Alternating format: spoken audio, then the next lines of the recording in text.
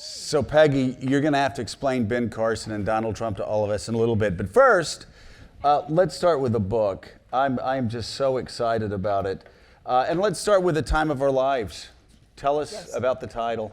Fascinating where it came from. The title comes from the observation of an anthropologist and writer named Lorenz van der Post, who said, I read this 10 years ago in a biography of Carl Jung, and it so struck me, I wrote it down on a piece of paper on a bookcase. Van der Post said, the important thing is to remember that we are living not only our own lives, but the life of our times. And therefore, you have to be part of this thing. You have to take responsibility for it. You have to own it. You have to pitch in. And I think that's such a true statement. And you also talk about leaving an impression. Yes. Leaving a mark. Yes, I also, I think the epigraph, I think I'm using that word correctly, of the book is two quotes. One is the Lawrence van der Post, but the other is from Pope John the 23rd, who advised people one day in Mass, do not go through life without leaving worthy evidence of your passage. So I saw that and I wrote it down, put it on a door. So that became the second epigraph. You should see my apartment. There's a lot of things written all over. Yeah. I think that's what all writers are trying to do, leave worthy evidence of their passage through life. It's probably what everybody's trying to do one way or another. Right. Well, let's talk about the process of writing the book, because it sounds fascinating. In fact, you could almost envision it as a movie, you pulling these boxes out. Yeah. And with every box, another memory. And in fact, with every box that you pulled out of your work, you said that you actually realized that you had been something that, well, you hated considering yourself, and that is a pioneer, for several reasons. Yeah. Because if you're a pioneer, it just sounds like you're old. Because it means you're old. You're like, a pioneer is a person who needs moisturizer. Yes. A pioneer just sounds almost tragic. By the way, I'm going to have you get into the art, the do's and don'ts of great writing. Okay. I can tell you the do's and don'ts of great TV. There are three basic rules in television. 3, moisturize, moisturize, and moisturize. So our job, much easier than your job, Peggy. But in the writing part, when you pulled out these boxes, one was a lot of great work from CBS News. Yeah. Then the Reagan White House. Yes. And then, of course, the Wall Street Journal. Yes. I want to start with the box marked CBS News. Here you said, and nobody would dispute it, that you had the great honor of working with the greatest broadcast journalists of the 20th century. Absolutely. Talk about that. I came down to CBS. I'd been working at a CBS-owned radio station in Boston in the mid-'70s. In the late '70s, I came down to CBS News, which some of you have been to, the broadcast center over on West 57th Street. I walked in there. I was part of this wave of young people, and especially young women, who for the first time were coming into the CBS newsroom and taking jobs as editors and producers and writers. I was a writer. Now, to write for broadcast, to write for radio, which is what I was doing. I'd been doing that a bit in Boston, but now I was going to be doing it in a big way in New York, in the leagues, at the network. So I'm very excited. And I would write my shows, and I would hand my broadcasts in. And I mean like the 8 o'clock news in the morning, the World News Roundup, the 9 a.m. news, like a 9-minute show. I would give my scripts to these old fellows who, to me, were very ancient, tragically ancient. They were like 56 and 64. And to me, they were just like old guys, and I thought, they're very nice. They would correct my work, sometimes in a very soft and gentle and kindly way, sometimes in a stricter way. They would explain to me how, listen, kid, you are writing here at CBS not for the eye, but for the ear. You are writing words in the air. They're going to come out of a radio, and they're going to hit people once, and they're going to hear them in their head, and they're going to understand what you're saying or not understand what you're saying. I had been trained as a person who wrote for the eye. I was a print writer. That's so much easier. When you write for print, if you write something that's a little obscure and nobody understands it, they can read it again. They can read it again. They can hold it in their hands and try to comprehend what you're doing. For radio and for TV, it's different. You get one chance. So these old guys would explain this to me. And then they'd go through my copy, and they'd explain why the first sentence didn't work, and why the third sentence was really my lead. But the first sentence, if cut shorter, could be the second sentence. They kind of drove me crazy, but I kind of learned by osmosis, and I learned because they were patient. I learned in a few cases because they were just a little tough with me. Anyway, a little time passes, and I realize who these men are, and I'm talking to them about their pasts. These men were Charles Collingwood, Douglas Edwards, Richard C. Hodelet, Dallas Townsend. These guys took the time to teach me and my friends how to write. They were the Murrow boys. They had been taught by Edward R. Murrow himself. When they were young people my age then in World War II, they had been taught by Murrow the invention of this new thing called writing for the ear, because it was the invention of radio. These were the guys who covered World War II with Ed Murrow, who invented a new way, really, of human communication. And they were now old guys in a newsroom. And I was getting the last of them and the best of them. It was an incredibly lucky fact of my life. And I would go through, when I went through the boxes, I'd see little notes from them saying, cheer up. I mean, clearly I'd had some bad days. There were little notes from Charles Collingwood saying, cheer up, it'll be okay. Whatever that was about. Cheer up, we dealt with the London Blitz. Yeah. You can handle a bad note. Yeah. So anyway, I beg your pardon. This is third day of book tour voice. Anyway, I was immensely fortunate to be there and to be taught by great veterans. You were talking before about how they were explaining writing for the page was different than writing for the ear. Mm-hmm. But you said something fascinating in the book about the craft of writing. You said it's really the same thing. Yeah. I mean, you said it's like laying pipe. Explain that. The best, John Gregory Dunn, the novelist, once said, writing is laying pipe. It's just like laying pipe, only the pipes are thoughts. I thought that was a great thing to say. David McCullough, the great historian, later said to me in conversation, look, it's this easy.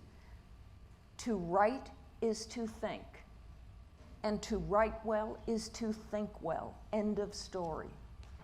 I just thought, whoa, that so demystifies what writing is, and yet to my mind, it utterly defines what I experience it to be.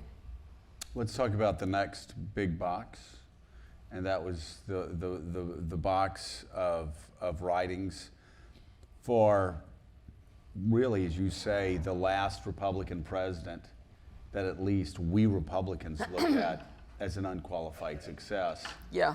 And that is Ronald Reagan. Yes. I'm sure it's a great irritant to you that every person that steps on the stage will quote Ronald Reagan today when they have so very little in common with Ronald Reagan, certainly with his temperament. Oh, you mean everybody running for president now? I mean, yeah. Every Republican that has run since 1988 claiming to be Ronald Reagan that is have totally nothing true. to do with Ronald Reagan. Totally true. But talk about that honor going in there. And I really want to key in, obviously, on a speech that we still all remember today, and a speech that you wrote about the Challenger. Yeah. And talk about that day, and talk about the process of putting together one of the greatest political speeches of the past quarter century. That day, so we're talking about the day when was it, 30 years ago? 1985? I'd rather not count. Yeah, but okay. It was at least 30 years ago. I was only 12. Yes. It was so funny that they broke child labor laws to let me be there, but how like them. Look, one day in January 1985, we all went to work. In the book, I've got a lecture that I gave at Harvard University. I was visiting Harvard for a semester, and I went to speak to a great government class, Roger Porter's History of the American Presidency class. And in this class, there's all these kids who are going to go into government. They're undergraduates and postgraduate, and they are all going to go into State Department, executive office building, wherever, but they mean to go into government. So Roger said to me, come and talk to them about a day in your life as a government worker when you were a speechwriter. And I said, can I tell them about the Challenger disaster? He said, yes. So this is what I told him. It's January of 1985, regular day, slow day in the speechwriting department. Here's why. The president was to have his State of the Union address that night. Well, that meant slow day in speechwriting. Why? Because the work was done. The president had already edited, he'd already sent it back, drafts had gone back and forth, he'd already rehearsed it. We had nothing to do. We were happy. Everything was going to be a nice, slow post-Christmas day. I'm sitting there in my office talking on the phone, chatting with somebody, catching up. Have a TV over to my left, CNN is on. I have the sound off, but suddenly I saw out of the side of my eye some funny picture, beautiful blue sky, but some funny broken cloud, like a shattered funnel of cloud.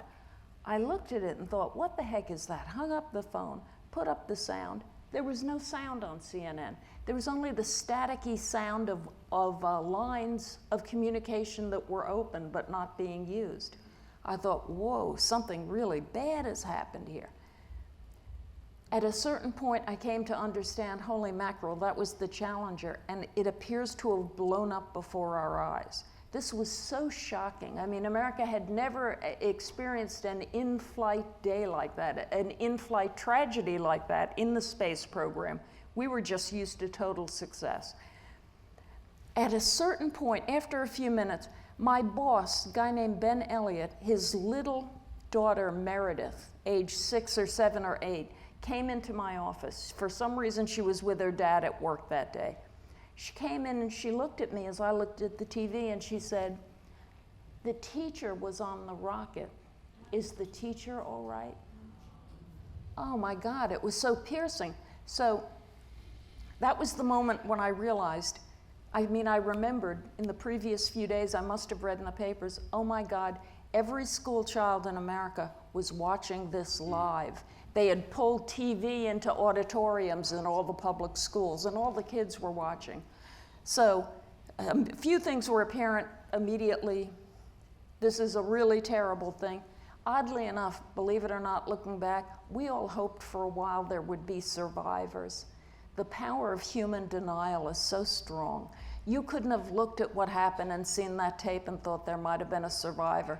But they launched a search and recovery effort immediately, and we were all hoping.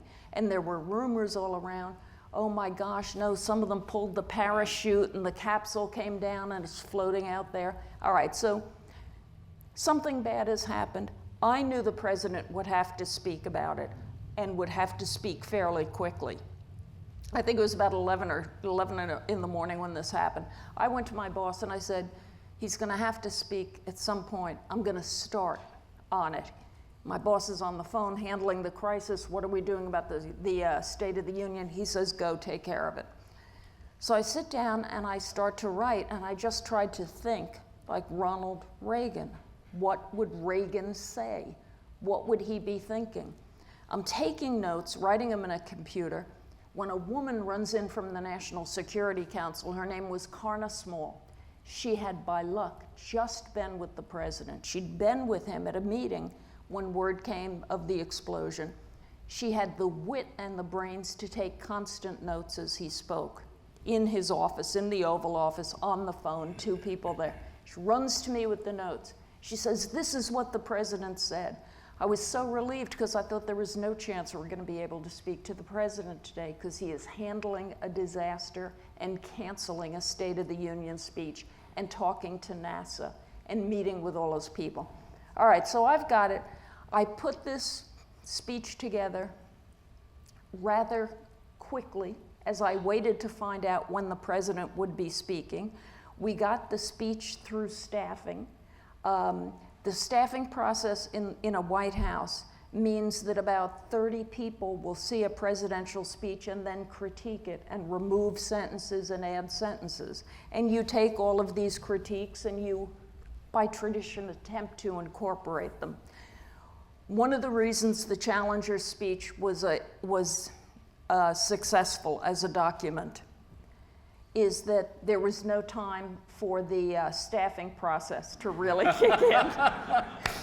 Because, you know, I do this too, we all get excited, something big happens, somebody writes something, you look at it, it couldn't possibly be adequate. So being human, you sort of get into changing it all around. We had no time for staffing, really.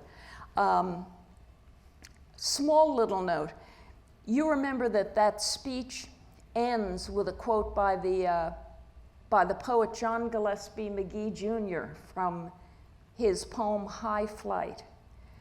It is the part in which he talks about the joy of flying, and he talks about going up so very high, where he felt he had slipped the surly bonds of earth and touched the face of God. It's a very moving poem. Here's what happened to me as a writer. I'm working on this speech. I've still got CNN on the side, on the TV on the side. CNN is trying to fill air over and over for 4 hours as they advance the story. What do they fill it with? The last tape they have of the astronauts and Krista McAuliffe, who'd been on the Challenger. They had all left that morning at 6 o'clock in the morning to get into the space shuttle. And they left, of course, you know that jolly picture of astronauts. They were in their astronaut uniforms, their outfits, their, what's the word I mean, Joe? Their uniforms. Their uniforms. They were in their big bulky uniforms with those big bulky spacesuits. Thank you. They were in their spacesuits with those big bulky gloves, and they would comically wave goodbye to the cameras as they went to the van to go to the Challenger. And so I kept seeing them over and over again, literally waving goodbye. It made me think of this poem by John Gillespie Magee Jr. that I had learned in the 7th grade out in the public schools of Massapequa, Long Island. So here's what I knew. I thought, I'm going to put that in the speech. That's going to be the end of the speech. But Ronald Reagan is never going to use it if he doesn't know that poem. If he knows that poem, it'll be important to him, and he is going to use it. If he doesn't know that poem, that is going to be gibberish to him, and he's just going to eject it. So I had to write 2 endings, actually. I had to also end the speech earlier, a paragraph earlier, so that he could dump out of it at that point.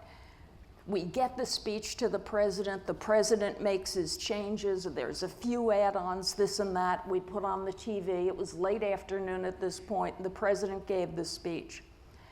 The president looked stricken when he gave the speech. He looked, if you ever see a tape of it, didn't he look not like Reagan? Deeply moved, deeply touched. I remember seeing the speech and seeing him hug the families. And oh yeah, oh that's right, at the eulogy for them. Extraordinary. So Reagan comes on and he's talking and he's giving the speech. He had this stricken look on his face, and I thought he is profoundly unhappy. I knew he was sad about what had happened, and I also just got the impression he's not happy right now. I felt that he wasn't happy with the speech. And I picked it up, and then I wasn't happy with the speech. And none of us were happy with the speech. We all went home even sadder than we normally would have. By the next morning, things had turned around. There was a sense that it was okay. I came into the office to congratulatory phone calls from people who didn't call me, like the Secretary of State. and like Tip O'Neill. But best, of course, was Ronald Reagan, who called me. And almost the first thing he said was, "How did you know I knew that poem?" And I said, "Oh man, Mr. President, I didn't know. I took a chance. I had a little hunch that you probably did. It had been a famous poem, but I wasn't sure of it." And he told me indeed how he knew it. It was written, the poem High Flight was written on the plaque outside his daughter Patty's grade school. And when he would take her to school in the morning, sometimes he'd go by and just read the plaque. And so he was very familiar with it. He admitted to me, by the way, he said, unbidden, he said, "You know, after I gave that speech, I thought that speech didn't cut it. It just wasn't good." In Lincoln's phrase, when Abe Lincoln thought a speech had worked, he said it scoured. By scoured, he meant it was like a hoe that cut up the ground. That's what a great speech was to Lincoln. Well, Reagan thought that speech didn't scour. And then he kind of got such a reaction that he went back and rethought it and thought maybe it did work. I said, "Well, who told you? Who called you?" And he said, and this was so Reagan, he said, "Well, actually, Frank Sinatra called me." He said, "And Frank doesn't call after every speech." And so Sinatra gives him a rave, and then he's getting other calls. Did I ever tell you that? And so No, that was the end of that. But I'll tell you, just not to go off too long on this, but the great challenge of that speech had to do with that little girl coming into my office and saying, "Is the teacher all right?" Teacher was on the rocket. I realized at that point that this would be a presidential address from the Oval Office that would have to talk to eight-year-olds without patronizing them, and at the same time talk to people who were 78 years old and not as disturbed as the children because they'd understand a lot, but still be very upset and very saddened. Also, the speech had to talk to the world. 1985, it was still a very mischievous world in terms of US and Soviet relations, so Reagan was going to have to make it clear nothing stops here, and we don't keep anything secret here, and we let the whole world see it. But he had to sort of say between the lines, and by the way, don't be messing with us while we're mourning. So to talk to children and to talk to older people and not patronize anybody was the chief challenge of that speech. And by the end, he felt, and by the end, I felt that it had worked.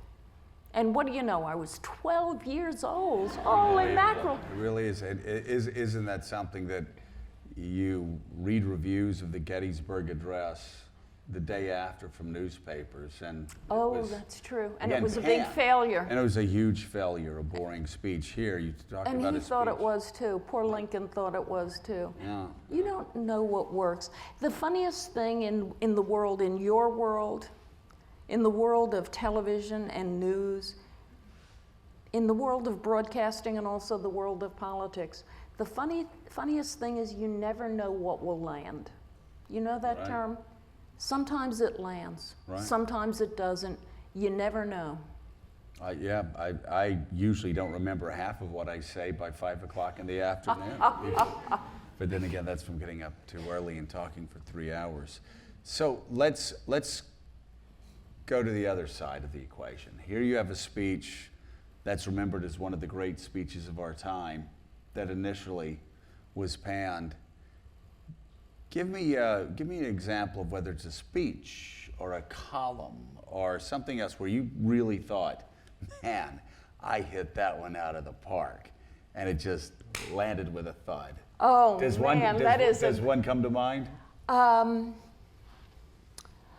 Of course not, because they're all great. No, okay, no, next question. no. You know what I'm it's a more tough one. conscious Right. of? The huge mistakes. It's funny, as I went through these boxes of my work, once I decided I'm going to do a collection, I want to do this if I think I Right. can make this work and it's worthy.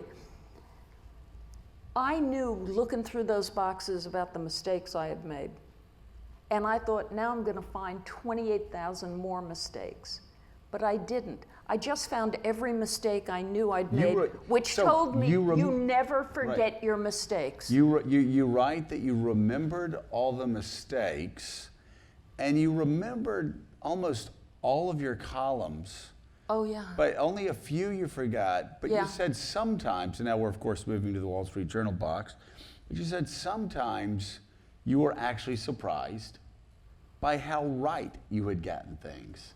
And one of those columns that really stood out in my mind that you talked about was what you were thinking as you watched Bill Clinton's farewell speech. And you actually wrote, Oof. I wonder if this guy is going to be remembered for the one that got away, for Osama bin Laden. You Yeah. wrote that as Bill Clinton was leaving office. That was about 9 months, I guess, before 9/11. Right. What in the world? And when you wrote that, I was actually a member of the Armed Services Committee in Congress. And I guarantee you, while we were obviously concerned about bin Laden and had a lot of security briefings about bin Laden and knew what he was doing, Yeah. I don't know that anybody on that committee would have written that as Bill Clinton was leaving office. In fact, you go back and you look at the New York Times editorial pages and the Washington Post editorial pages, they were warning of Saddam Hussein's weapons of mass destruction. Isn't that something? So what pulled you to Osama bin Laden? I'd been watching Al Qaeda and Osama for a while. I live in New York City. Those bad guys had essentially hit the Twin Towers before when I lived here when was it, about 1994, 93, 94. They had already gone after the Twin Towers once. I knew they were coming back. I absolutely knew they would be back. The day it happened, 9/11, did you immediately know what this was? I or did. You did? You knew. I did after the second plane. Yes, but what I mean is you didn't think, oh, this might be Catalonian separatists. You knew who this was, right? I knew who it was. Yeah. Just like the minute that Waco, or the minute that Oklahoma City happened.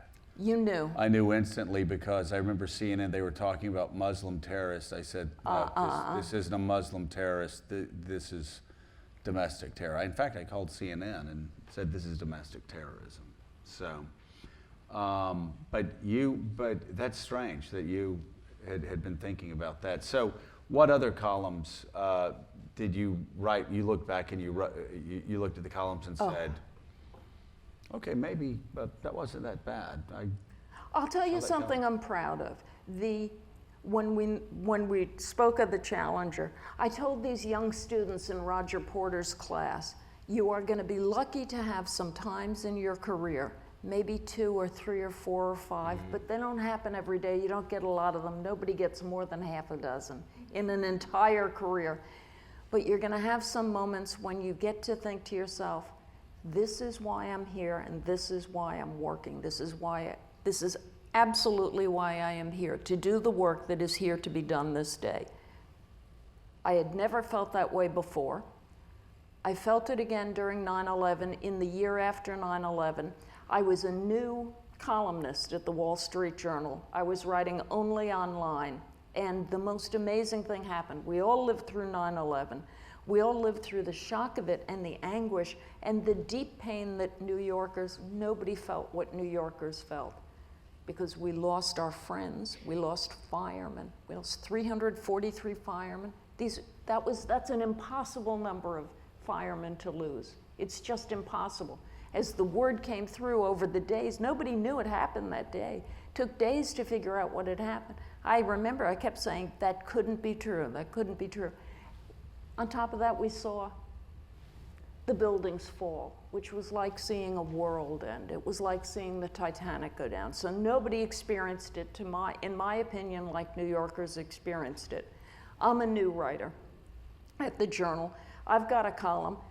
I could go, because it was online, my columns, my boss told me, Bob Bartley on the editorial page, I told him, how long should a column be? He said, gee, I don't know. It's the internet. Nobody can hear you scream. So I would write 5,000 word columns. Yeah. All right, 9/11 happens. Every week I'm writing about some aspect of 9/11, some part of it. I show my heart. I mean, I show how it is hitting me in real time. And I talk about the fear, and I talk about the anguish, and I talk about what I'm seeing on the street. I got to tell you, this is one of the best things that ever happened in my professional life. People started coming to my column who had experienced 9/11 and experienced it just as I did. And it became an actual community of people talking to each other. Weeks would go by where I would quote my commenters. The commenters, some of them became my friends. It was an absolute community of mourning, and also a sort of post-traumatic stress community where we all tried to understand what had happened.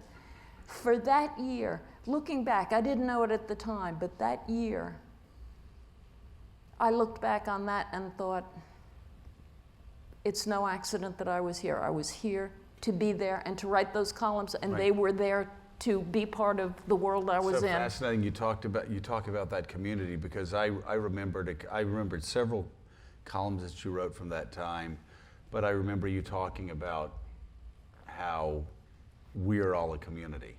And I believe the example you gave was that if you're outside of St. Patrick's and you see something that doesn't look right, oh yes, let's say talk something. about it. Yeah. Let's say something. And I remember reading that column thinking that, imagining that's what it was like in America in 1942 and 1943 and 1944. In times, because for most of us, we have lived in a time where there was order. Those of us that were born near the middle of the century, a little bit after the middle of the century, there was time where we were all a big community, and that community broke apart. The 60s ripped us apart, and the 70s shattered us even more. But reading your columns then, it really was a reminder that at least in New York, that this, well, across the country too, that this horrific act had actually brought America together in a way that I've never seen America together before. Well, it was so moving. I will never forget, some of you probably did this. I, with friends of mine, would go down to the West Side Highway in the 20s to see the staging area where the people, the men and women, hardworking people, would get on the buses and go down to where the Twin Towers had been to clean them out and clean them up. And they were going in there, there were cops and firemen on those buses also looking still for people who might have survived. It was the cleanup crew and the rescue crew of New York. And they barreled down the empty West Side Highway for nights and nights, going downtown. And I and my friends and many people spontaneously would go there just to cheer them on, just to say thanks. It actually gets me choked up to talk about it. A lot of those people were people who had never been cheered before. Right. It was an extraordinary time afterwards. Actually, I had just gotten out of Congress, and when did you come out? It was in 2000, Joe? 2001. 2001. Wow. 2001. Wow. And was in Northwest Florida and was asked to deliver a speech, and I knew that the world had changed radically when the biggest applause line that I gave was, "Today, I love New York." To 10,000 rednecks. They all said, "Hell yeah!" It was just like I was like waving a Confederate flag and singing "Sweet Home Alabama."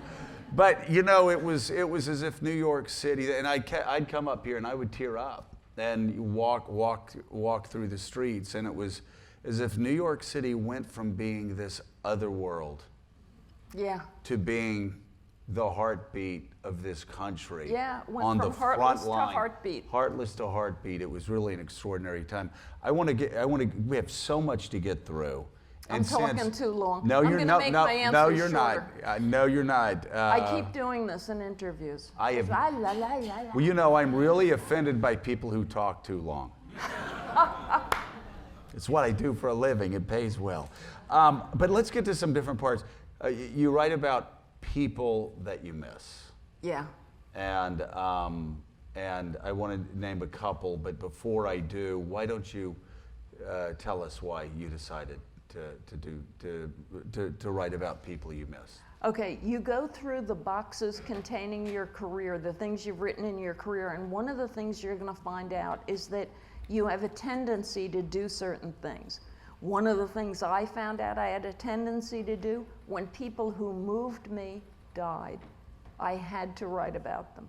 It was as if I had to say, did you see that big ship on the horizon? It may have sunk, but I got to tell you, that was a beautiful ship. And it cut beautifully against the sky, and it went at a beautiful speed, and it was going to some destination. I just want to capture the life to the extent I can. Often these are people I've been lucky to know, and so I want everybody else to know them. Sometimes they're people I haven't known, but I've been moved by their lives. So there's Joan Rivers, who was a hilarious and fabulous human being, whose death was quite shocking to me. One, Tim Russert, who we've all been, I gotta tell you, on my book tour, everybody asks about Tim Russert. Everybody still misses him, Joe. This is a guy, good journalist, good guy, honest. We have now debates over debate moderators, okay? And you all saw what happened on CNBC 10 days ago or whatever. The question isn't, you know, did this debate moderator vote Democratic or Republican? Tim Russert was a liberal Democrat. He worked for Mario Cuomo, he worked for Pat Moynihan. I think Tim would call himself a moderate Democrat. Right. He was and would be now a great debate moderator. It doesn't matter if he's a Democrat, it matters that he's fair, that he throws a fastball straight at everybody at bat. He's honest. He is as tough as liberals as on conservatives, Democrats, Republicans. That's all we need now. Right. Do you know what I mean? It doesn't matter who you voted for. It matters, are you capable of fairness? And actually, he never made it about himself. Yes. Which is one of the discouraging things about these debates, is you almost think that they're trying to get a book deal with every question they ask. I totally agree. Just ask. The moderators think they are the star, the camera's on him, and oh yes, we have these jerks standing in a line. Yeah, exactly. You know, and they exist so that I can give them my piercing look and say, but isn't it true? Do you know what I mean? That's sort of the ego with which they're approaching this stuff now. I resent it as a viewer. I do too. Let's talk about two women very quickly that you wrote about missing. One, Jackie Kennedy. Oh, I wrote a piece that after she died, and you know, she lived in our neighborhood. She lived on Fifth Avenue, but she lived in the 80s, and she was a neighborhood person who we all saw. Everybody said when she died that she was elegant and very beautiful and very wealthy and very chic and all those lovely things. But my take on her, I met her once, spent part of an afternoon with her. She was a real patriot. And at a very low point in our country's history, when we were feeling terrible at ourselves, terrible about ourselves, she kind of picked us up and reminded America of its own majesty over 3 dreadful days. Right. And I thought, what a tough little patriot she was. So I wrote a piece saying that. Yeah. And my political hero, Margaret Thatcher. Oh, Talked about Margaret. Great Thatcher. Thatcher, I'll tell you something about Thatcher's funeral. The BBC did not like Margaret Thatcher. The mainstream media of London and of England did not like Margaret Thatcher. And amazingly, even when she died, the media, I was over there in London, would not let up and was critical of her as they covered her death. And more or less warned people it might not be a good idea to go to her funeral because there may be demonstrations and violence. I mean, it was really quite something. I was invited to that funeral. I felt very honored by it. And I went to that funeral. And at the end of it, and it was quite marvelous, the Queen, who doesn't go to prime ministers' funerals, she came with Philip. And I believe she brought along Charles. But or not, but you know, it was kind of the family was, what the heck. But Doesn't the family really matter. was there. Right. At the end of this fabulous, beautiful British dignity funeral in St. Paul's Cathedral, where they actually have things like a man dressed as a 1600s bursar, you know, with a big staff in his hand. He was wearing the chain of St. Thomas More, which Thomas More had worn before he was, alas, beheaded by the English. But I thought, what a great people they are to honor St. Thomas More after, you know, unfortunately they killed him. They are fabulous people. All right, so it's the end of this very grand, fabulous St. Paul's Cathedral funeral, and we're starting to gather to go out the big doors in the center aisle, and suddenly the doors are flung open, and we heard a huge echoing sound. And we all looked at each other and realized, oh no, there were demonstrations. And then we listened more closely, and we heard, oh my God, that's not yelling, that's cheers. And it was just like the death of Ronald Reagan. It was a surprising and amazing outpouring of in Reagan's case, grief at his death, but celebration. And in Thatcher's case, it was regular people showing up to say, yay, Maggie, yay. It was unbelievable on my show. Anytime after Thatcher died, I would ask people from Britain, well, comment, go back to the 1970s and what Margaret Thatcher did and blah, blah, blah, on and on and on. Oh, she was absolutely awful. She was a beast. She was a horrible human being and the worst prime minister of the 20th century. I'd be like, well, but didn't she actually, you know, give you electricity 7 days a week again and actually make the train start functioning? Well, yes. And didn't she save you all from becoming a third-rate power? Well, yes, she did, but she was just awful. And I swear to God, I had at least 10 people on that week, all British people, saying the most miserable things about her. But then when you asked if it was not true that she actually saved Great Britain from becoming a third-rate economic power, they had to say, alas, yes, she did. Oh, that's wonderful. That's something. I left it to resident Morning Joe liberal economics spokesperson, Steve Ratner. Yes. Who was actually a journalist over there in the early 1980s for the New York Times, saying, but for Margaret Thatcher, England would be France. And that what she did was nothing short. I love visiting France, but I'd rather have England's economy. But that she did, in fact, save that country. My favorite Margaret Thatcher story, I don't know if you ever heard this before. Go. She was sitting right after she got elected prime minister, and she had all of her cabinet around her, all men. And she's at the end of the table, and they come in, and they say, what would you like to eat? And she said, I'll have the steak. And the waiter said, well, what about the vegetables? And she looked at her cabinet members, she said, they'll have steak too. That's a very Thatcher story. She was very tough. Let's move on now, Peggy. Could I just, let me just throw in another thing about Thatcher. One of the things I cherished about her is that she was Britain's first woman prime minister, but never, ever lowered herself to whining about, you're not being nice to me because I'm a woman, you're critical of me because I'm a woman, you treat me differently and badly because I'm a woman. She rarely referred to her sex, but when she did, it was to say amusing things like, if you want to get something said, always go to a man. If you want to get something done, go to a woman. Just end of story. Just, I beg your pardon? I said amen. Yeah, and she was just very proud.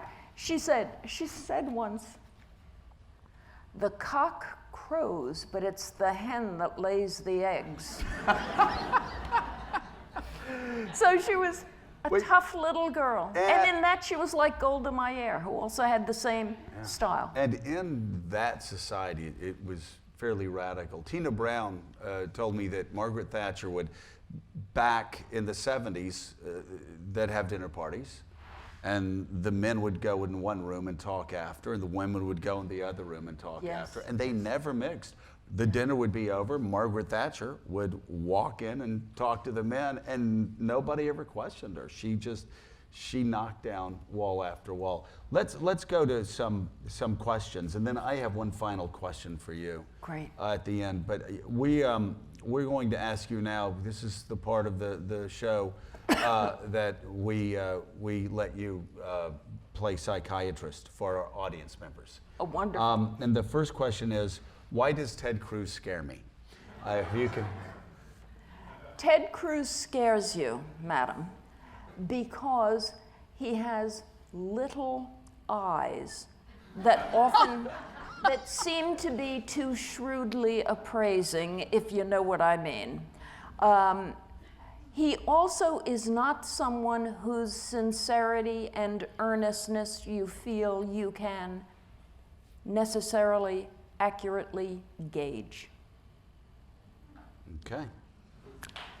Thank you. Thank you very much. Yeah. They have cameras here. I'm trying not to say anything controversial. So in let this me- let book me- tour, since I normally say idiotic things that put me all over TMZ. So let me say it for you. A lot of people doubt his sincerity. Yes, many And people do. I say that as a rock-ribbed economic conservative. Yes. And so much of it just looks It posed, looks, yeah, it does. prepared, It and does. looks like some members of Congress, when they would come up and they would put their hand on my shoulder, I said, oh my God, he stood in front of the mirror for 10 minutes and practiced that this morning. I think Ted Cruz might practice some of his speeches too much too. Next question, Trump and Carson are in first and second, but it's obvious that they won't be the winner. Who will it be? Will it be someone else? I don't know. This is the year that has confounded me. I think that's the word you used before. This has been a confounding year. On the Republican side, it's the most dramatic year since 1976, in my experience. What happened in 76? Ronald Reagan goes up against a sitting incumbent Republican president and almost takes him down. It was a very not Republican thing to do, go after your own guy and almost take him down. Goes to the convention. It went to the convention. It came within 100 delegates of about 2,000 delegate votes, right? All right, that was an amazing thing. What was it about? It was about Ronald Reagan saying, we must decide what the Republican Party is. It will be a conservative party, or it will be this moderate liberal thing that Jerry Ford has. But we must make this decision. So Reagan goes at Ford, Ford wins, then goes down to Jimmy Carter. Reagan comes back. Reagan won a landslide in 1980, and that landslide taught the Republican Party one thing. Holy mackerel, I guess we're conservative. Look who just won. It was Reagan's second landslide in '84 that settled it for the Republican Party. When they saw his popularity, the liberals and the moderates said, you know what?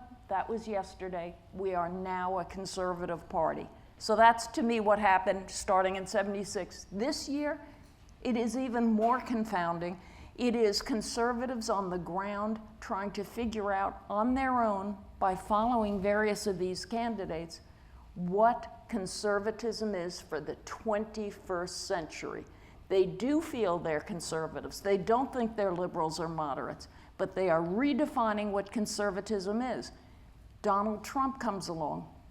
He says, I'm running as a Republican, and oh, I'm a conservative. And then he says, and I pretty much like Obamacare. I'm not going to mess with your Social Security or your Medicare. By the way, I don't want to get messed up in this Mideast thing anymore. If Putin's in there and bombing ISIS, I'm happy to see him bombing ISIS. That is one kind of conservatism. Ted Cruz's conservatism is something else. I'm not sure what Ben Carson's conservatism is. I really am not sure. Yeah, but I mean, Ben Carson, I think, is hard for me and Joe to understand. We understand political folks. We understand, or at least I understand, business people. I see the nexus between business and politics. I see the connection between economic operators and politics. The connection between a neurosurgeon and politics is just less clear to me.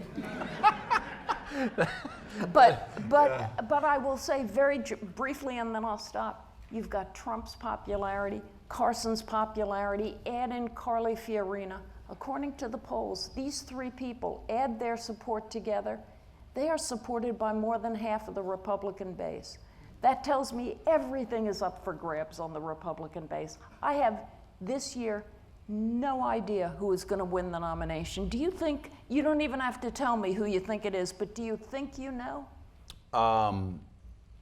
I think that right now there is not, because what I always looked at when I was running for office was I was looking at trends. Yeah. And once narrative set in on the campaign, I was looking to see what would change that. Would there be an October surprise? What could change things? And right now, I'm having a hard time trying to figure out what is going to get in the way, if we keep going the way we're going, of Donald Trump being ahead by 30 points in South Carolina, being ahead 30 points in Oklahoma, being ahead by 20 points in Texas, being ahead. We have been saying for 100 days, the elites have been saying for 100 days, well, people are going to come to their senses and they're going to start voting for Bush or Rubio or the establishment type candidates. You've ain't happening You've yet. talked about it and I've talked about it. Yeah, we both Our have. relatives, they text us all day about Donald Trump, nonstop. I had in my home 4 people from Florida visiting me. I live in Connecticut now. 4 people from Florida, all professionals, all with advanced degrees. I decide I'm going to have a focus group, my own little focus group. And so as we're eating pizza, I feed my friends very well. As we're feeding pizza, going around, I said, who are you voting for? Swear to God. All 4 of them. Trump. How about you? Trump. How about you? Trump. How about you? Trump. One of those, one of the best spine doctors in all of Florida. Wow. Another one, a college professor. And I said, you're from Florida. What about Marco Rubio? He's too young. What about Jeb Bush? I didn't even think about it. Ooh. Which is the unkindest cut of all. So Joe has that going on. I get texted a lot by a relative, by my sister, who is a very big on Trump person. I was on a Sunday show recently, and the anchor comes in and he starts talking and he laughs and he says, something critical on the show had been said about Trump. And he said, well, I'll be hearing from so-and-so. And he mentioned the name of his sister, for she compulsively texts him when anything critical is said about Donald Trump. So Trump people are so motivated. Joe, please tell me, you'll get this. Let's say Trump is going to be the nominee. Let's say he walks into that convention with enough delegates. What happens to the Republican Party? Does it rupture? Does it fracture? Does the Republican establishment say, okay, I guess we're for Trump? What happens? It depends on what would happen between now and July. I suspect if Donald Trump wins a contest or two, he will start becoming more and more mainstream. Rudy Giuliani, who we had on the show, I asked him, what do you think of Trump? What can you tell us about Trump? He's unconventional. I've known Donald personally for 10 years. Yeah. And I knew the answer while he was saying it. Mika and I have been actually good friends with Donald for 10 years. And Giuliani said he's one of the fastest learners I've ever met, and he walks into every meeting underestimated. And what people don't understand, and Rudy said this off camera, so he wasn't playing for anybody. Got it. And he said what Putin wouldn't understand is he would walk into the room, and if he did ever negotiate with Putin, Putin would see him as a joke coming in, and it wouldn't be 3 weeks later that until he realized that Donald Trump had just like stolen all the money in his pocket. He said Donald Trump does not, and he said, and we negotiated with him in the city, and he's a chum. He's like, you got to come out to my golf course. It's a great, and he said he's sitting here talking, and it's like 3 or 4 weeks later, and you're like, oh my God. This guy just completely destroyed me in a negotiation. And he said it was part of an act. He said most people go into negotiations, and we do. Most of us say, okay, let's get something where you win and I win. He said Donald Trump sees it as a zero-sum game. He goes into negotiations to win. I am going to win. The other person is going to lose, but I'm going to make them think they won. The only other time I've ever heard of a public figure described this way was when Newt Gingrich came down to HC5, which is in the basement of the Capitol, to once again apologize to those of us that were about to dethrone him as Speaker of the House for being so badly out-negotiated by Bill Clinton. Yeah. And Newt said, it's like you hand him all the money in your wallet, and then you're sitting there looking at him, and you're feeling guilty that you don't have more money to give him.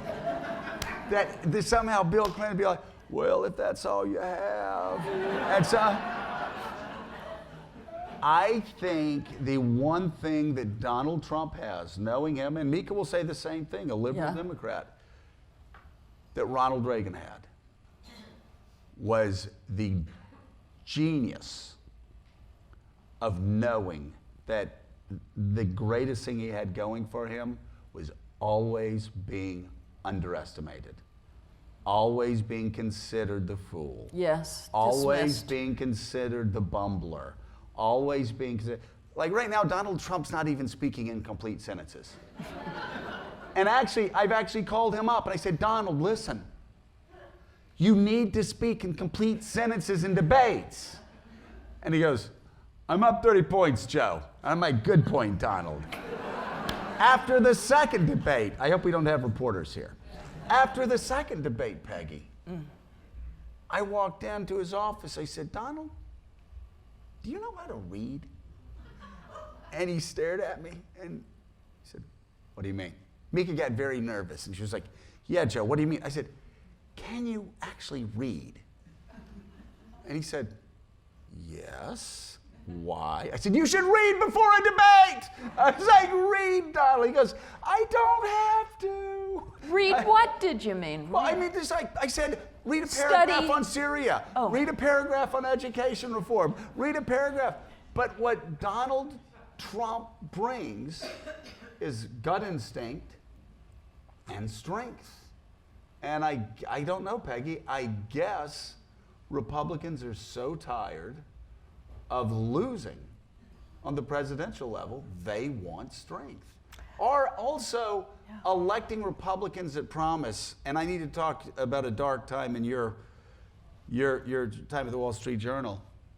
Electing Republicans that promise one thing and doing another. And let's talk about it right now. Oh my gosh. And I both got absolutely massacred by George W. Bush's White House around 2000. And Peggy and I would always talk about it. We all had scars because I wrote a book in 2004 saying, why vote for George W. Bush?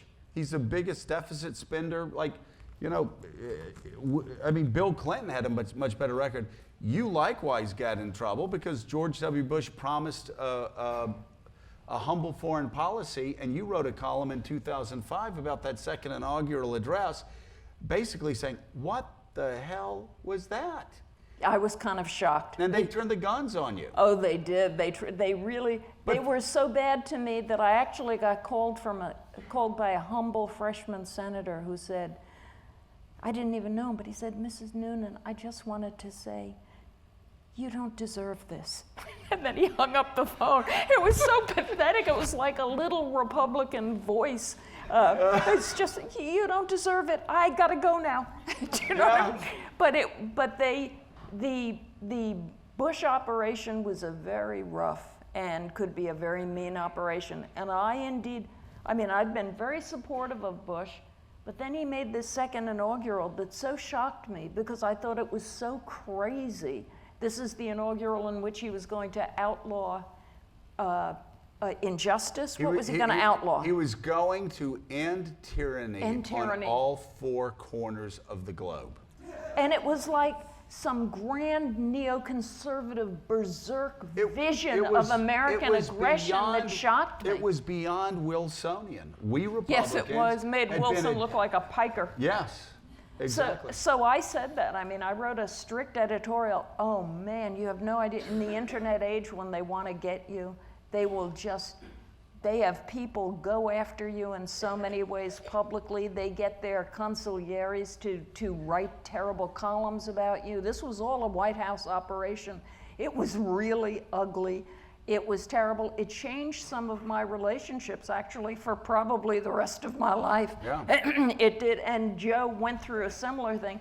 I then also, unfortunately, 2 years later, I disagreed with Bush so much on immigration that I just slammed him on immigration, and they went through it again. So I had a 1-2 punch on that. I was telling Mika the story of somebody that worked at the Bush White House in 2005 that called me up and was tearing me up, and I finally said to her, I said, listen, you've got to decide today. Are you my friend? Oof. Because let me tell you something. I've been around long enough to know he's going to leave Washington. I'm going to be around forever. Ooh, well done. To which she replied,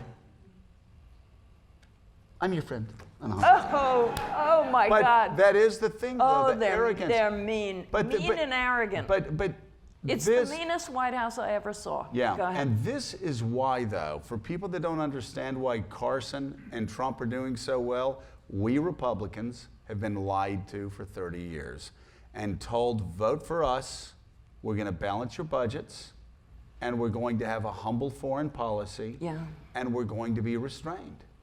And they don't do it. I don't know that Donald Trump's the answer to restraint, but we'll see how that goes. William F. Buckley had a great way of bringing conservatives together of different stripes. The conservative movement he united once again is fractured. Yeah. Is there a modern figure who can bring together the conservative movement again like Buckley? No, I don't think so. Bill Buckley had very particular power in the way that Ronald Reagan did too. They were the first guys. Buckley was doing the intellectual heavy lifting of this new thing called conservatism. Nobody, people didn't used to say I'm a conservative in America. It was Buckley who started to made that term current in the 50s, 60s, 70s, and 80s. He was a dominant figure in a limited media world. He had a magazine, and it was the most powerful magazine in conservative media. It was called National Review. Now there's 10, 20, 40, 80 magazines and 400 radio shows and major networks of conservative thought. So when you have all that going on, you'll have a lot of varied voices, but you won't have one dominant voice, I think. Right. Am I wrong? I think you're exactly right. But I do think, though, when I hear people say, oh, the presidency's too big for one person, or oh, the speakership is too big for one person, or oh, there will never be another person that can bring this party together or that party together. I don't think that's the case. I do think that maybe the conservative movement will never be united like it was before, but just in general, I think so much of it just has to do with poor leadership. Yeah, I agree. I really do. I agree. I think the quality of leadership, unfortunately, has sunk. I remember reading columns in 1979 about how the presidency was too big for one man because Kennedy had been assassinated, Johnson had failed, Nixon had failed, Ford had failed, Carter had failed. Failure after failure. Failure after failure. It's just become too big. And then Ronald Reagan got elected and suddenly... And was a spectacular success. And they started whining about the imperial presidency. Yeah, and George H.W. Bush came after him. Right. Not as great a success, but a very capable presidency. Right. So it's not too big. Can I tell you something I fear? Think about this. Do you fear that sound? Because I do. Does that mean something bad's about to happen? I don't think so. Okay. I think it's just one of those glitchy little things somebody's taken care of. But I'm a real optimist. Here's an anxiety of mine. When I look at history, political history, the past few decades, I keep going back to Reagan answered those questions through popularity. He had landslides that told America, okay, America's made a decision. He had another landslide. Now America's really kind of together. It's really made a decision together. It was Reagan's landslides that forced Tip O'Neill to meet with him and deal with him. Right. Reagan was so popular, you couldn't avoid it. You had to deal. Right. All right, here's the problem. We aren't living in landslide America anymore. We're living in more broken up, fractured pieces of things America. George W. Bush in 2000 won, quote unquote, but by losing the popular vote. In 2004, he won, but won only by a few points against John Kerry. Barack Obama comes by in 2008 after 2-on-1 wars and the Great Recession and still wins by only a few points. 3, 4, 5 points, Right. Not near a landslide. Obama guts it out in 2012, no landslide. I am not sure landslides are going to help solve our problems in the future because we're living in a different America. So I worry about that. Am I making too much of landslides? No, I don't think so. I do think, though, that we have been electing for too long now politicians that buy into just how fractured this country is, Yeah. and don't understand that. And I say this all the time, whether I'm speaking in Demopolis, Alabama, or speaking at the 92nd Street Y, I say the same exact thing. And I've got to tell you, in 1968 or 1976, or probably even in 1985, there would be a great difference between what people in Demopolis, Alabama, or the 92nd Street Y thought. I see less and less and less of that every day. Yeah. I can tell you that the people in the 92nd Street Y want the same thing as people in Demopolis, Alabama. They may disagree on a few things, but they think Washington is out of touch. Yes. They still believe that this is a great country. And we don't have enough politicians going out there talking about the fact that 8 out of 10 of the greatest universities in the world are in this country. We have an energy revolution that wasn't started in Washington, but was started when somebody had the crazy idea to drill sideways instead of down. Yeah. And suddenly, the energy, our energy capacities changed forever. And I think at the end of the day, Steve Jobs was right. We're different. We're crazy. Like people in China, I will never stop. Yeah, I will never stop. I have a 3-hour show, baby. I've just started. But to finish, and this is why people are so pessimistic, because of her. She's the one person.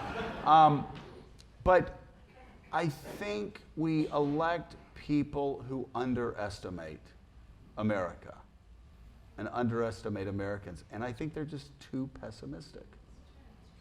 And I think if somebody actually dared to try to unite Americans and look past the extremists on both sides, the gerrymandered political system we have in Washington, Yeah. they may not win 49 states, but I bet they could win 40. Boy, that would be a beautiful thing to see once again. Beautiful. I've been told to shut up, so I'm going to speak for another 5 minutes.